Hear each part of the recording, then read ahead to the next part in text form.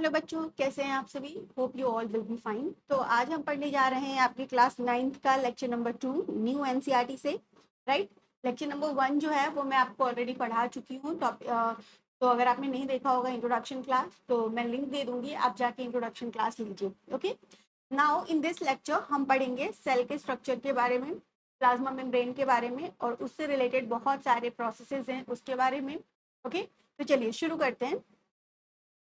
एक और बात, मैं आपको अपने लेक्चर्स में लाइन बाय लाइन एनसीईआरटी समझाती हूँ। तो इफ़ यू वांट तो आप क्या कर सकते हैं, अपने साथ अपने एनसीईआरटी की बुक और हाइलाइटर लेके बैठ सकते हैं, ताकि आप क्या कर सकें, इंपॉर्टेंट चीज़ें लिख सकें, पढ़ सकें और समझ सकें। तो एनसीईआरटी की बुक, एक पेंसिल और एक highlighter, just go and bring it and पढ़ना शुरू कर दीजिए। ओके।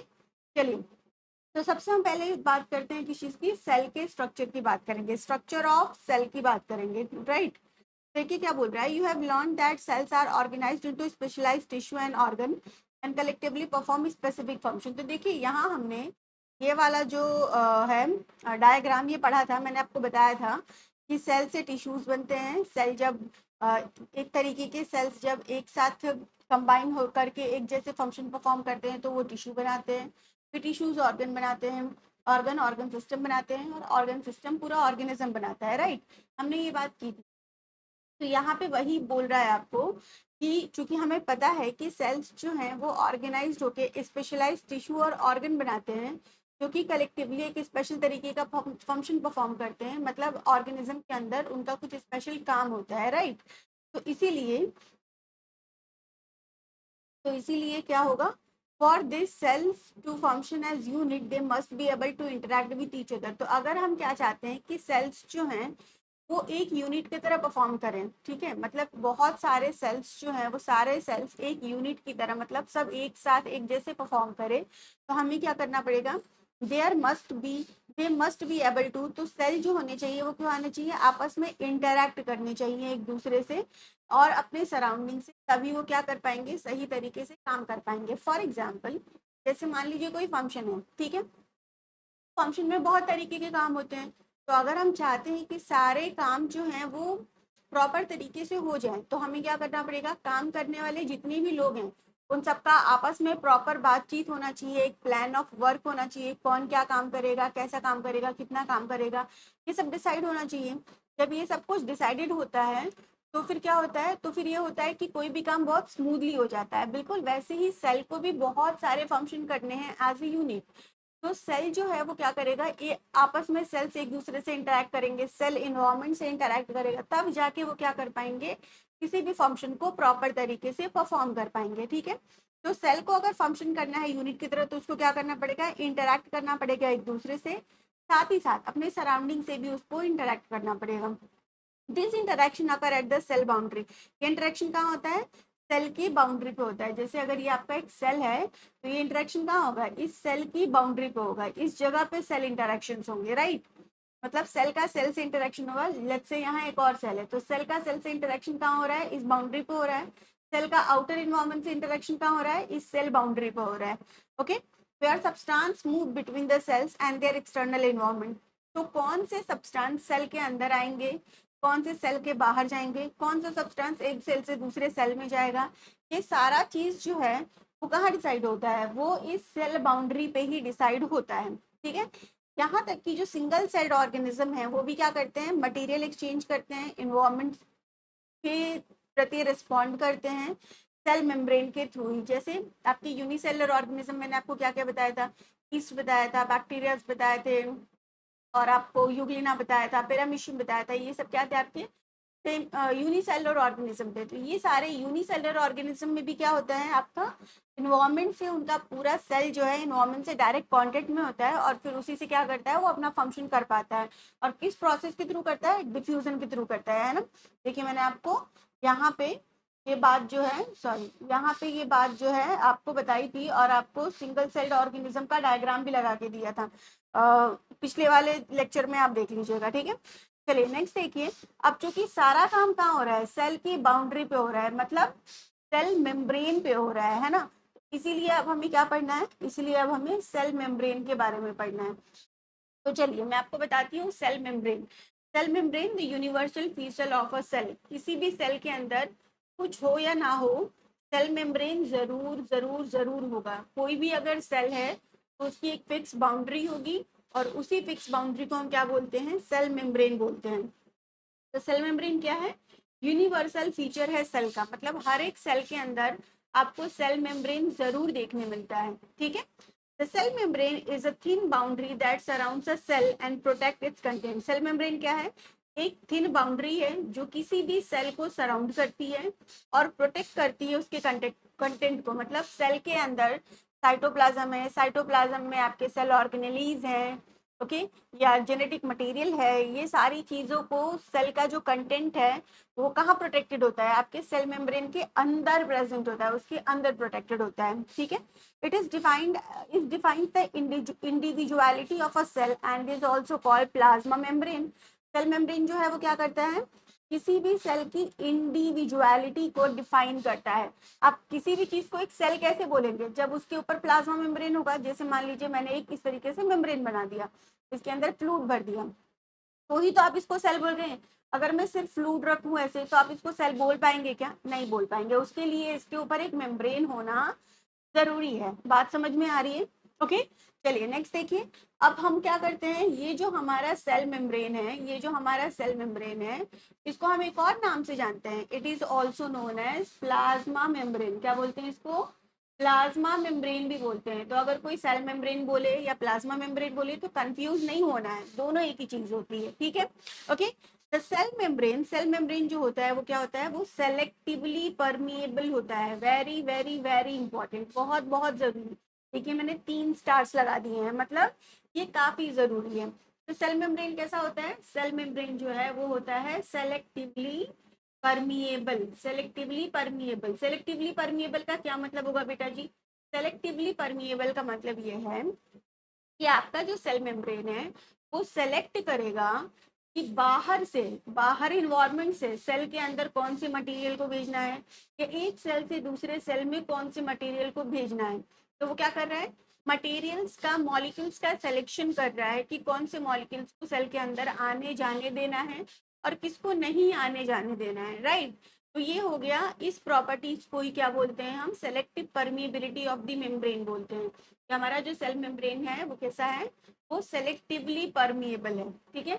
इसकी जगह एक और वर्ड इस्तेमाल करते हैं, इसको बोलते हैं सेमी परमिएबल। तो कभी कभी आपको सेमी परमिएबल पे लिखा हुआ मिल सकता है बहुत सारे बुक्स में कि सेल मेम्ब्रेन कैसा है, सेमी परमिएबल है, सेलेक्टिवली परमिएबल है, राइट, ओके।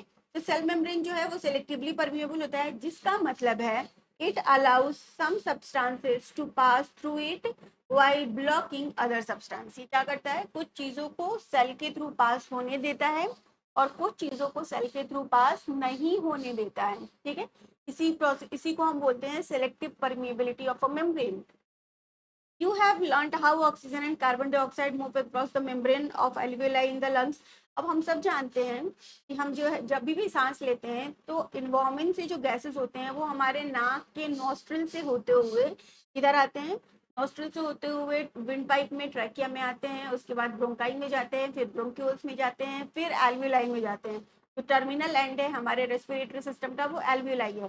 तो एल्वियोलाई तक जाते हैं। एल्वियोलाई कैसा है, sac like, balloon like structure है, राइट। और फिर उस बलून लाइक स्ट्रक्चर का जो मेम्ब्रेन होगा उस पे क्या होता है, आपके गैसेस एक्सचेंज होते हैं। जैसे अगर मैं डायग्राम बना दूं आपके लिए, तो मान लीजिए किधर बनाओ डायग्राम, यहाँ बनाती हूँ, ठीक है। मान लीजिए ये आपका लंग्स है, ठीक है, ये रहा आपका लंग, ठीक, ओके। अब इस लंग के अंदर क्या होगा, इस लंग के अंदर इस तरीके से बहुत सारे ब्रांचेस होंगे और ये ब्रांचेस जो हैं वो फाइनली किस में टर्मिनेट होते हैं, इस तरीके के sac like, balloon like structure में टर्मिनेट होते हैं। इसी बलून लाइक स्ट्रक्चर को हम क्या बोलते हैं, एल्वियोलाई बोलते हैं, राइट, एल्वियोलाई बोलते हैं। और इसी एल्वियोलाई पे क्या होता है, ये इसी एल्वियोलाई पे क्या होता है, मान लीजिए ये आपका एल्वियोलाई है, तो इसी एल्वियोलाई में क्या होता है, ऐसे बहुत छोटे छोटे छोटे छोटे स्ट्रक्चर्स होते हैं इसके अंदर भी। इसी में क्या होता है, गैसियस एक्सचेंज होता है। गैसियस एक्सचेंज होने का क्या मतलब है बेटा जी, गैसियस एक्सचेंज होने का मतलब है कि यहीं से जो बाहर से ऑक्सीजन आया है वो हमारे बॉडी के ब्लड के अंदर जाएगा और ब्लड में जो एक्स्ट्रा CO2 बना है वो क्या हो जाएगा, यहाँ अंदर जाएगा। तो गैसियस एक्सचेंज का जो सरफेस है वो क्या है, वो आपका एल्वियोलर सरफेस है। तो जैसे एल्वियोलाई जो है वो सिर्फ एक स्पेशल गैसेस का एक्सचेंज करता है, ऑक्सीजन और CO2 का ही एक्सचेंज करता है और किसी गैसेस का एक्सचेंज नहीं करता है। बिल्कुल वैसे ही हमारे जो सेल मेम्ब्रेन है वो भी कुछ स्पेशल गैसेस का, स्पेशल मॉलिक्यूल्स का ही एक्सचेंज करेगा, हर किसी का एक्सचेंज नहीं करेगा, राइट। इसीलिए हम इसको क्या बोलते हैं, सेलेक्टिवली परमिएबल बोलते हैं। I guess it will be clear, right. चलिए, how does the structure of cell membrane in the cells of alveoli control the movement of substance across it, कैसे करता है, जो हम रेस्पिरेशन चैप्टर आपकी होती है क्लास 10th में उसमें पढ़ेंगे। बाकी ब्रीफ मैंने आपको यहाँ पे बता दिया है, ठीक है, ब्रीफ इंट्रोडक्शन मैंने बता दिया है कि कैसे करता है। ओके, चलिए नेक्स्ट देखिए, एक एक्सपेरिमेंट है आपकी बुक में, एक एक्सपेरिमेंटल सेटअप दिया हुआ है, समझते हैं क्या है experiment. With the help of kitchen knife, आप क्या करिए, अपने किचन में जाइए और एक नाइफ ले आइए, ठीक है। आपको क्या करना है, नाइफ लेके आना है और पोटैटो लेके आना है, ठीक है, और क्या लेके आना है, और 2 ग्लास जार लेके आना है। ग्लास जार ना मिले तो ग्लास का जो कांच का जो ग्लास होता है, ठीक है, जो पानी पीने वाला ग्लास होता है, 2 ग्लास ले आइएगा, ठीक। कितनी चीजें आपको लानी है, नाइफ, पोटैटो, ग्लास जार, मन करे अगर तो शुगर या सॉल्ट भी लेते आना थोड़ा सा, ठीक है। इसके बाद आपको ये एक्सपेरिमेंट करना है। देखिए इस एक्सपेरिमेंट में क्या करना है। With the help of kitchen knife की मदद से आप केयरफुली कट करेंगे पोटैटो को 2 बराबर हिस्सों में। एक आलू लीजिए और उसको 2 बराबर भाग में क्या करिए, बांट दीजिए, रफली इक्वल साइज का। ओके, जैसे फिगर 2.5 में दिखाया गया है, ये है आपका फिगर 2.5। और यहाँ देखिए क्या हुआ है, आलू 2 बराबर आलू को 2 बराबर भागों में काट दिया गया है, काटा गया है, ठीक है। इसके बाद measure and record the initial weight, उसके बाद आपको क्या करना है, उस आलू को वे कर लेना है, वेइंग स्केल पे उसको वे कर लेना है कि वो कितने कितने ग्राम का है, राइट, ठीक है। तो उसको आप वे कर लीजिए, मान लीजिए ये आलू आपका लेट्स से 50 ग्राम का है, ठीक, और मान लीजिए ये भी लगभग 50 ग्राम का है। दोनों इक्वल लेना है, दोनों बराबर लेना है, दोनों 50-50 ग्राम के हो गए। अब आप क्या करेंगे, put 1 piece of potato in a beaker with plain water. अब एक बीकर लेंगे, बीकर ए, जिसमें कि क्या डालेंगे, वाटर डालेंगे, नॉर्मल प्लेन वाटर डालेंगे, और इसमें अपना ये पीस उठा के डाल देंगे, ठीक है। उसके बाद अब एक बीकर लेंगे, बीकर बी, और इसके अंदर क्या डालेंगे, ये जो आप शुगर या सॉल्ट लाए थे ना, इसके अंदर आप 20% शुगर या सॉल्ट डालेंगे। मान लीजिए अगर आपने 100 ml पानी लिया है तो आप क्या करेंगे, लगभग आप 20 ml जो है वो क्या करेंगे, शुगर या सॉल्ट डाल देंगे, ठीक है। तो 20% शुगर या सॉल्ट सोल्यूशन में आपको क्या करना है, जो आपका आलू है बीकर बी में डाल देना। तो ये बीकर बी में आपका क्या है, वाटर प्लस सॉल्ट है, let's say water plus salt है, या वाटर प्लस, या तो फिर वाटर प्लस शुगर है, जो भी आपके पास अवेलेबल है वो आप डाल सकते हैं, ठीक है। तो 20% यहाँ पे लिखा हुआ है सॉल्ट या शुगर सोल्यूशन में आपको इसको ऐड करना है, मतलब पानी में चीनी घोलना है और उसमें क्या करना है, ये जो दूसरा वाला स्लाइस है उसको डाल देना है, और एक में क्या है, प्लेन वाटर है, कुछ एक्स्ट्रा नहीं है, ठीक है। अब इसके बाद आप क्या करेंगे, इन दोनों को क्या करेंगे, छोड़ देंगे लगभग 1 घंटे के लिए, ठीक है, या तब तक छोड़ देंगे जब तक आपको कोई विजिबल डिफरेंस जो है आलू के साइज में नहीं दिखने लगता है। मैंने आपको क्यों बोला कि ग्लास का कंटेनर लीजिएगा, क्योंकि उसमें आपको बाहर से दिखेगा कि साइज बड़ा हुआ है कि छोटा हुआ है कि उतना ही बड़ा है, ठीक है। तो आप क्या करेंगे, उसको तब तक छोड़ देंगे जब तक आपको दोनों के अंदर कोई विजिबल डिफरेंसेस नहीं देखने लगेंगे, ठीक। Measure and record the final weight, उसके बाद उनको बाहर निकालेंगे और फिर क्या करेंगे, उसको वे करेंगे। तो ये रहा, आप वे किया, आपने वे किया, तो आप देखेंगे कि इसका जो वेट था ए वाले का, जिसको हमने पानी में नॉर्मली डाला था, इसका वेट क्या करेगा, इसका वेट इंक्रीज हो जाएगा, जबकि जिसको हमने सॉल्ट या वाटर वाले सॉल्यूशन में डाला था इसका वेट क्या करेगा, डिक्रीज कर जाएगा। ये आपको देखने को मिलेगा, ठीक है। तो उसके बाद आप उसको वे कर लीजिए और वे करके क्या करिए, उसको एक तरफ रख लीजिए। अब इससे आपको रिजल्ट क्या समझ में आता है, इससे समझ में ये आता है कि ए वाले में पानी एंटर हुआ है और बी वाले से पानी क्या हुआ है, बाहर निकला है, यही तो समझ आता है, या कुछ एक्स्ट्रा और समझ में आ रहा है, यही समझ में आ रहा है। अब ऐसा हुआ क्यों, के पीछे रीजन क्या है, चलिए उस रीजन को समझते हैं। तो बीकर ए में पोटैटो क्या हो जाएगा, स्वेलअप हो जाएगा, क्यों, क्योंकि इसका वेट बढ़ा हुआ है और इसके अंदर पानी एंटर किया है। और बीकर बी में क्या होगा, पोटैटो जो है उसका साइज जो है श्रिंक कर जाएगा, और क्योंकि इसका जो वेट है वो क्या हो गया है, कम हो गया है। ये आपको डिफरेंसेस देखने को मिलेंगे। अब ऐसा क्यों हुआ, चलिए समझते हैं ऐसा क्यों हुआ। व्हाट डू यू इन्फर, मतलब आपने क्या इंफॉर्मेशन निकाली इस एक्सपेरिमेंट से। What do you expect in terms of change in the weight, आपको क्या लग रहा है किसका वेट बढ़ा होगा किसका घटा होगा। तो हमने अभी तो यही इन्फर किया ना कि ए वाले का वेट बढ़ा होगा और बी वाले का वेट घटा होगा, राइट, यही देखा। The weight of the potato piece in beaker A has increased, A वाले में क्या हुआ, बीकर ए में जो पोटैटो का पीस था उसका वेट क्या हो गया, बढ़ गया, जबकि बीकर बी में जो था उसका वेट क्या हुआ, घट गया। यही हमने देखा। ओके, दिस हैपेंस, ऐसा क्यों हुआ, ठीक है, ये इंपॉर्टेंट है, ये इंपॉर्टेंट है, ऐसा क्यों हुआ, ऐसा इसलिए हुआ बिकॉज जो सेल मेम्ब्रेन थी उसने अलाउ किया वाटर को मूव इन करने के लिए and outside, in and out, out the cell, क्योंकि पोटैटो है, प्लांट सेल है, तो उसमें सेल मेम्ब्रेन होगा ऑब्वियसली। तो सेल मेम्ब्रेन क्या कर रही है, सेल मेम्ब्रेन परमिशन दे रही है वाटर को कि वाटर सेल के अंदर और बाहर आ जा सकता है, क्योंकि बाहर और अंदर वाटर आ जा सकता है, इसीलिए ये क्या है, इसीलिए सेल मेम्ब्रेन का जो मॉलिक्यूल है उसने वाटर को और शुगर को या सॉल्ट के मॉलिक्यूल्स को क्या की, परमिशन दिया, परमिट किया, परमिबिलिटी दी इनसाइड और आउटसाइड आने के लिए, इसीलिए ऐसा हो पाया है। समझ में आ रहा है। Okay, water moves from N area with more water, अभी अभी जितना मैं आपको बता रही हूँ उतना समझिए, वाटर जो है वो मूव करेगा फ्रॉम एन एरिया विद वो more water to an area with less water, ठीक है। वाटर का मूवमेंट कहाँ से होगा, वाटर का मूवमेंट होगा कहाँ से कहाँ तक बेटा जी, जहां ज्यादा वाटर होगा, मोर वाटर, एक मिनट, कहाँ से कहाँ होगा, more water to less water, more water to less water की तरफ क्या होगा आपका, वाटर का कंसंट्रेशन, वाटर का मूवमेंट होगा। मैं फिर से लिखती हूँ, वाटर का मूवमेंट कहाँ से होगा, मोर से, ज्यादा से, मोर वाटर से लेस वाटर की तरफ, है ना। जैसे मान लीजिए अगर आपने क्या किया है, मान लो एक टेबल है या कोई सरफेस है, वहां पे आपने एक एक ग्लास पानी गिराया, ठीक है, या एक जग पानी डाला, तो पानी क्या होता है, बहता है ना, कहाँ से, जहां आपने गिराया वहां से आगे की तरफ, जहां पानी नहीं है वहां की तरफ, मतलब वाटर का मूवमेंट जो है वो कहाँ से कहाँ तक हुआ, मोर वाटर कंसेंट्रेशन से लेस वाटर कंसेंट्रेशन की तरफ हुआ, ठीक है ना।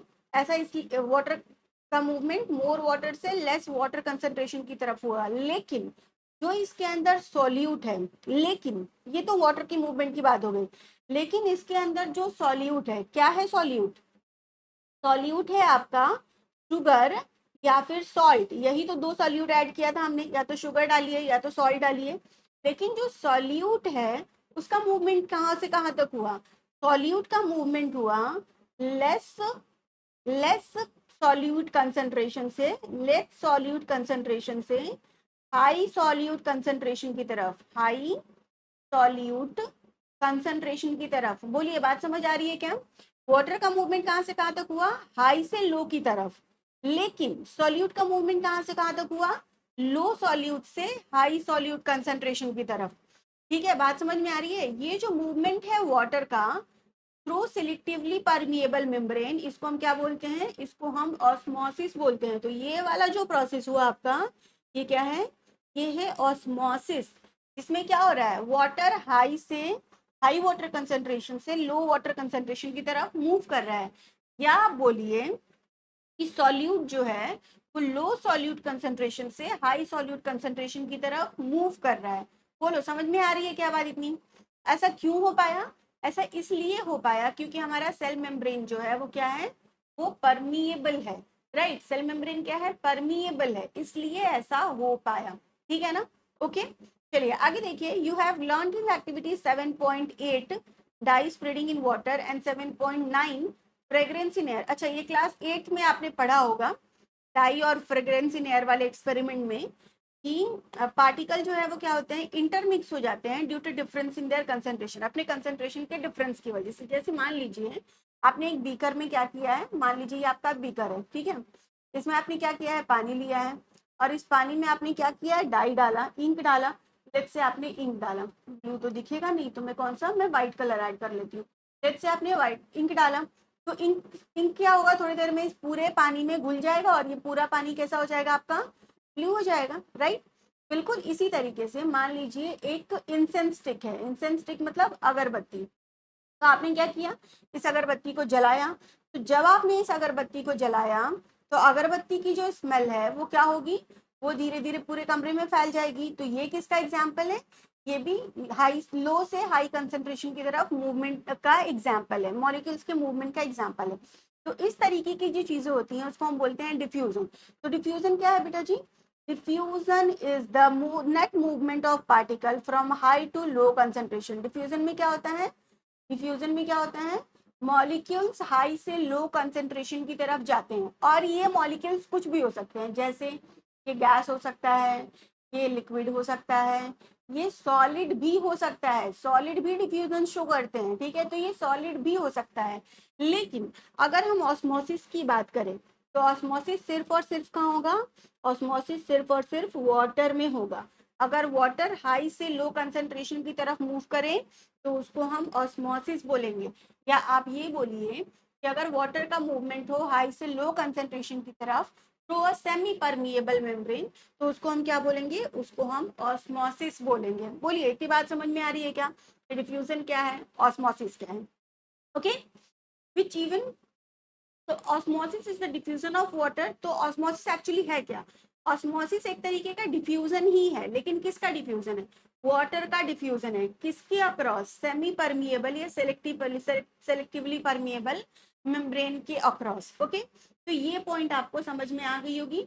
यहाँ आपको ऑस्मोसिस के दो डेफिनेशन मिले, डिफ्यूजन का एक डेफिनेशन मिला। Diffusion means movement of molecule from high concentration to low concentration, ठीक है, हाई टू लो कंसेंट्रेशन। ये मैं ऊपर जब एरो बना रही हूँ इसका मतलब है हाई कंसेंट्रेशन, नीचे एरो बना रही हूँ इसका मतलब है लो कंसेंट्रेशन। तो अगर कोई भी मॉलिक्यूल हाई से लो कंसेंट्रेशन की तरफ मूव करें तो उसको हम डिफ्यूजन बोलेंगे। डिफ्यूजन जनरली गैसेस में आपको विजिबल होता है बेटर तरीके से, लेकिन डिफ्यूजन लिक्विड में भी हो सकता है, सॉलिड में भी हो सकता है, गैस में तो होता ही है। लेकिन अगर हम किसकी बात करें, ऑस्मोसिस की बात करें, तो ऑस्मोसिस क्या है, एक तरीके का डिफ्यूजन ही है। इसमें वाटर मॉलिक्यूल मूव करता है हाई से लो कंसेंट्रेशन की तरफ। किसकी मदद से मूव करता है, सेमी परमिएबल मेम्ब्रेन की के अक्रॉस मूव करता है, ठीक है। तो ये हो गया आपका ऑस्मोसिस, राइट। बोलो, ये इतनी बात समझ में आ गई क्या।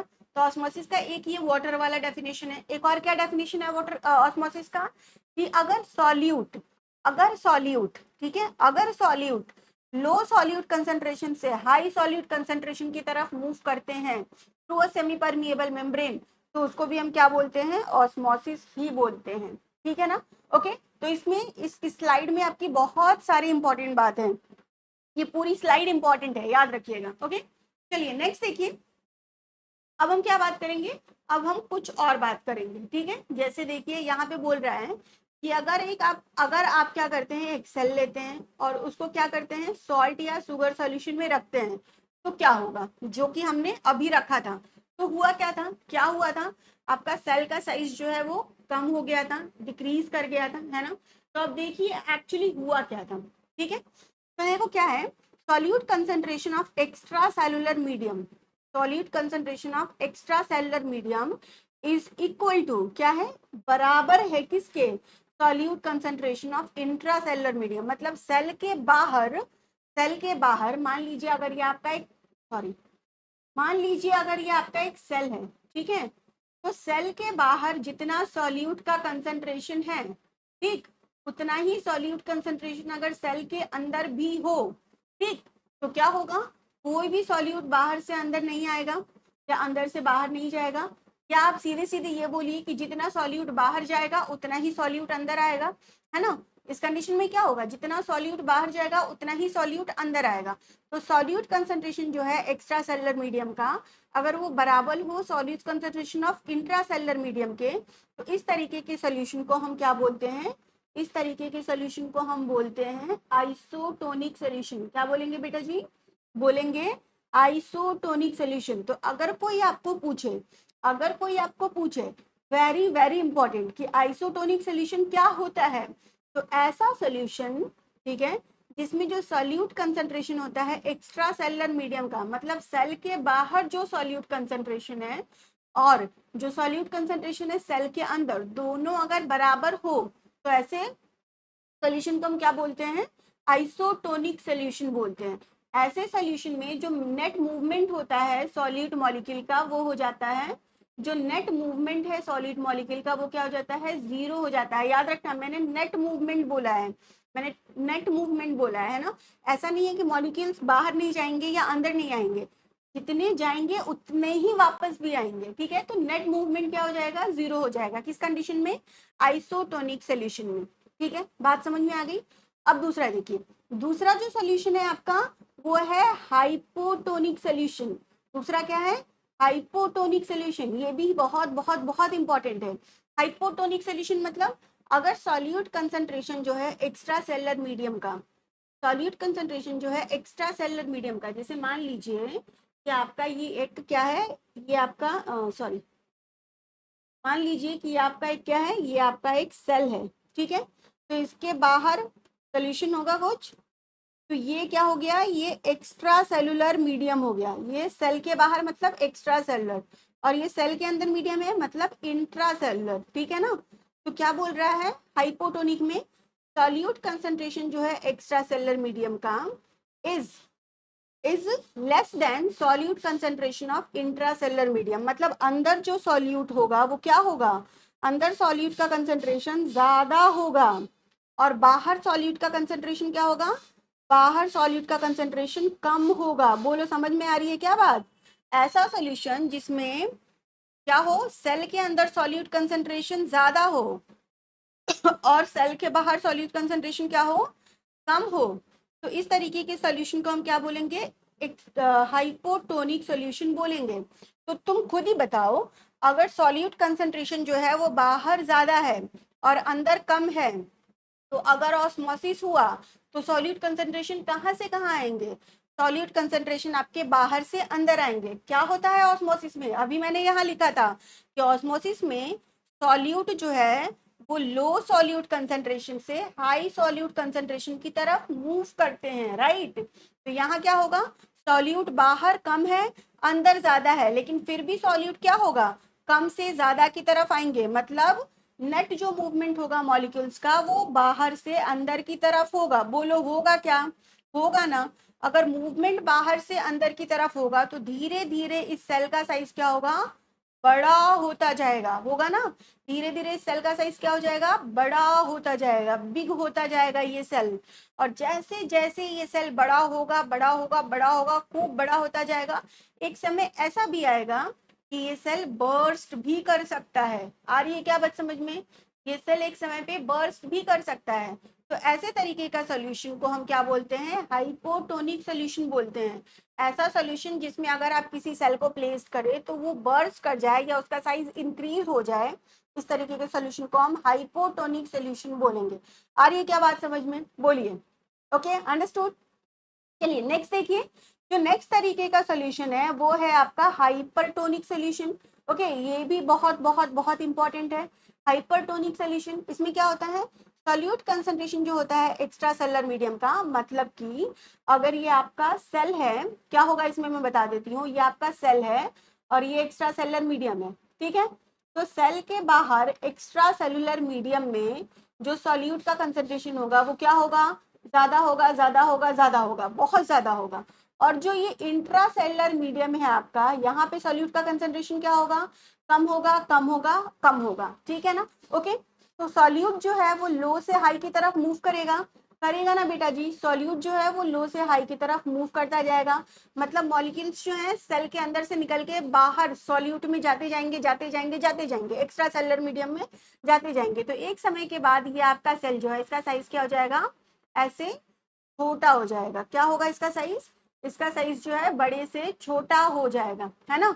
तो एक ही सेल बनाती हूँ मैं, सेल क्या होगा साइज का, सेल जो है वो स्मॉल हो जाएगा, सेल क्या हो जाएगा, स्मॉल हो जाएगा।